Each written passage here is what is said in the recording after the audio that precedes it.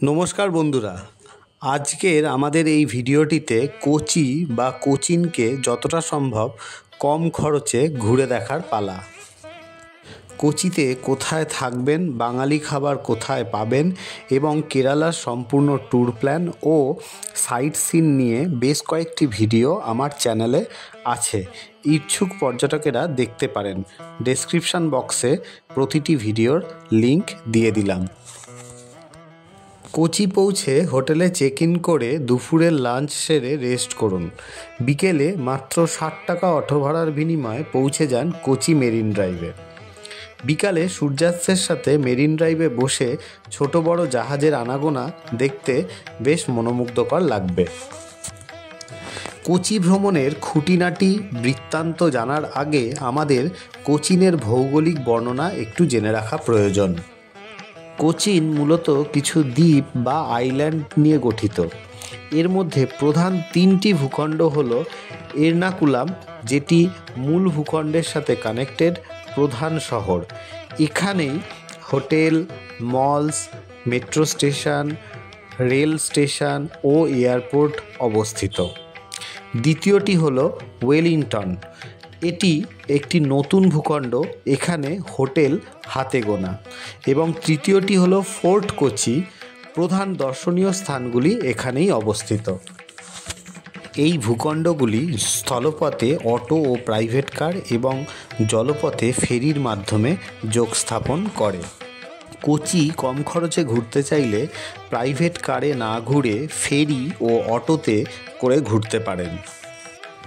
এর্নাকুলাম ভূখণ্ড থেকে মাত্র 60 টাকা অটো ভাড়া দিয়ে মেরিন ড্রাইভে এসে সেখান থেকে মাত্র 4 টাকা মাথাপিছু ভাড়া দিয়ে ফেরি করে ফোর্ট কোচিতে চলে আসুন।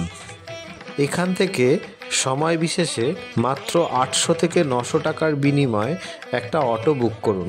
ড্রাইভারের নাম্বার আমি স্ক্রিনে দিলাম। অটোতে করে একে একে সমস্ত ফোর্ট কোচির দর্শনীয় স্থানগুলো দেখে নিন। প্রথমেই আসুন চাইনিজ ফিশিং নেট, যা চীনা পর্যটক জং হের দ্বারা কোচিতে প্রচলিত একটি উৎকৃষ্ট মাছ ধরার পদ্ধতি বলে জানা যায়। চাইনিজ ফিশিং নেট দেখে চলে আসুন সেন্ট ফ্রান্সিস চার্চে। পর্তুগিজ পর্যটক ভাস্কো দা গামার প্রথম সমাধি এখানেই ছিল, পরে তা লিসবনে পাঠানো হয়। এর পরের গন্তব্য হবে সান্তা ক্রুজ ক্যাথিড্রাল ব্যাসিলিকা। এটি ভারতের 34টি ও কেরালার 9টি ব্যাসিলিকার মধ্যে অন্যতম। এর ইন্দো ইউরোপিয়ান ও গথিক স্থাপত্য অনবদ্য। এর পরের গন্তব্য বেস্টিয়ান বাংলো। 1667 সালে তৈরি এই বাংলোটি বর্তমানে সাব কালেক্টরের অফিসিয়াল বাসস্থান এবং ডাচ স্থাপত্যের একটি দারুণ নিদর্শন। এটি খোলা থাকে সকাল 10টা থেকে বিকাল 5টা পর্যন্ত। এরপর আসুন ইন্দো পর্তুগিজ মিউজিয়ামে। বিশপস হাউসের প্রাঙ্গণে অবস্থিত এই মিউজিয়ামটিতে ইন্দো পর্তুগিজ সংস্কৃতি, স্থাপত্য ও ভাস্কর্যের প্রচুর নিদর্শন সংরক্ষিত আছে। এটি খোলা থাকার সময়সীমা হলো সকাল 9টা থেকে 1টা পর্যন্ত ও দুপুর 2টো থেকে বিকেল 6টা পর্যন্ত। প্রবেশ মূল্য 25 টাকা জনপ্রতি। এর পরের গন্তব্য ইন্ডিয়ান নেভাল মেরিটাইম মিউজিয়াম। এখানে দেখতে পাবেন দ্বিতীয় বিশ্বযুদ্ধে ব্যবহৃত হওয়া বাংকার্স ও আরও নানা রকম নৌ যানবাহন। এখানে ভিজিটিং আওয়ার হলো সকাল 9:30 থেকে 1টা ও দুপুর 2টো থেকে 6টা পর্যন্ত। প্রবেশ মূল্য 40 টাকা জনপ্রতি। এরপর আসুন মাট্টাঞ্চেরি প্যালেসে।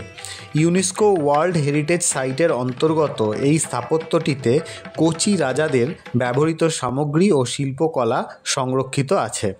এর ভিজিটিং টাইম হলো সকাল 10টা থেকে বিকেল 5টা পর্যন্ত। প্রবেশ মূল্য 5 টাকা জনপ্রতি। এর পরের গন্তব্য কোচির বিখ্যাত জিউ টাউন ও জিউইশ সিনাগগ।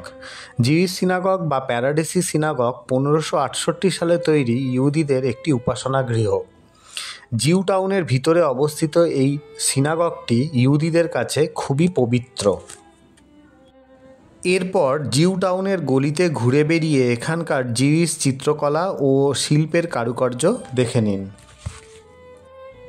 আমাদের ঘোরার শেষ গন্তব্য মহাত্মা গান্ধী বিচ। এখানে দাঁড়িয়ে সমুদ্রে জাহাজের আনাগোনা দেখে ফিরে আসুন ফেরিঘাটে। এই পুরো ভ্রমণটিতে আপনার মোট খরচ পড়বে মাথাপিছু মাত্র 270 টাকা, সমস্ত প্রবেশ মূল্য সহ। এই হিসাব 4 জন ভ্রমণার্থীকে ধরে করা। হাতে সময় থাকলে ফেরার পথে ওয়েলিংটন দ্বীপটি ঘুরে দেখে নিতে পারেন। এই ভিডিওর সাথে আমরা কেরালা ভ্রমণ বৃত্তান্ত সম্পূর্ণ করলাম। আমাদের ভিডিওটি ভালো লাগলে ভিডিওটিকে লাইক ও শেয়ার করুন। এই রকম আরও অনেক ট্যুরের ডিটেলস পেতে চোখ রাখুন ও সাবস্ক্রাইব করুন আমাদের চ্যানেলটিকে। ধন্যবাদ।